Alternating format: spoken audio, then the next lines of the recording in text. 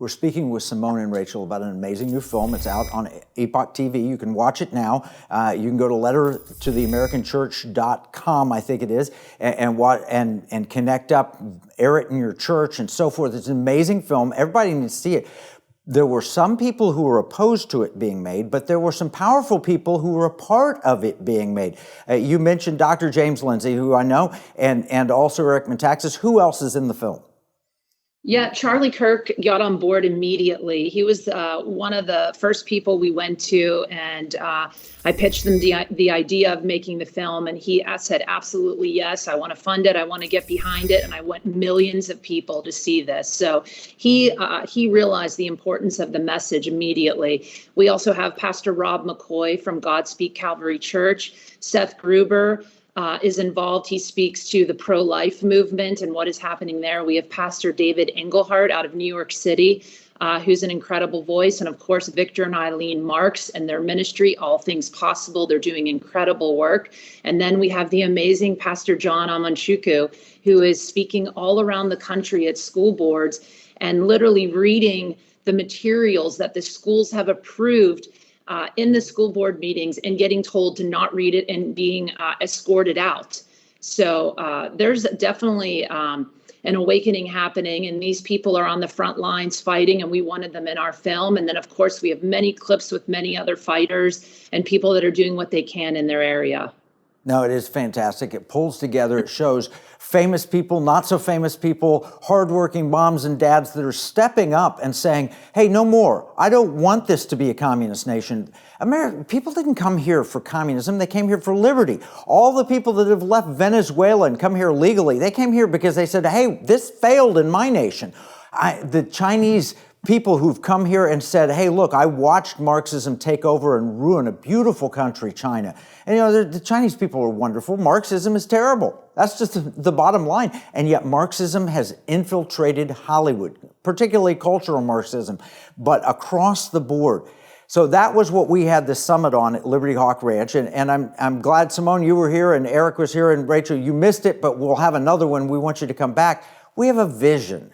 And that vision is to take back the culture. And to do that, we're going to need entertainment. What role should Hollywood be playing, and how do we get there? Yeah, I think Hollywood has to serve not just what they think this audience wants to see. And it's the same with media across the board.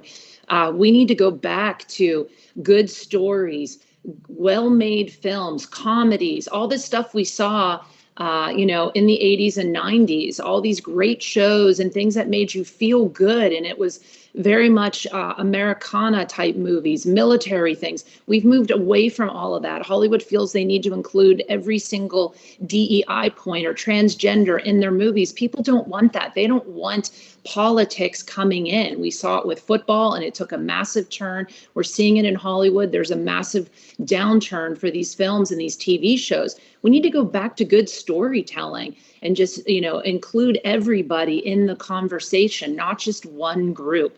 There's a lot of people out there that want good content.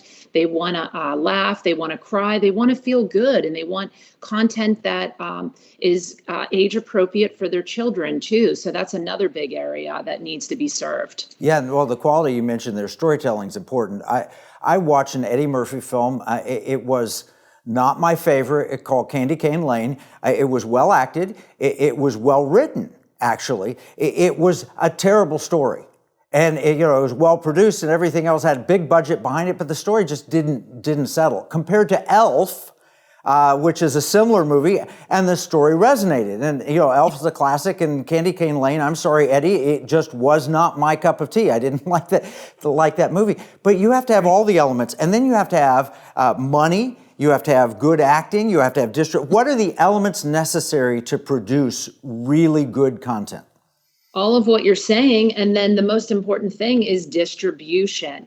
You can't make a great film without having that last component of distribution. How are people going to see it?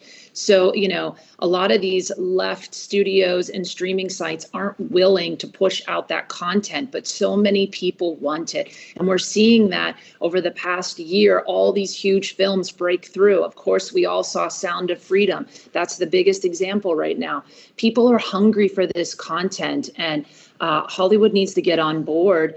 as well as this conservative movement too. So I think that's what's super important.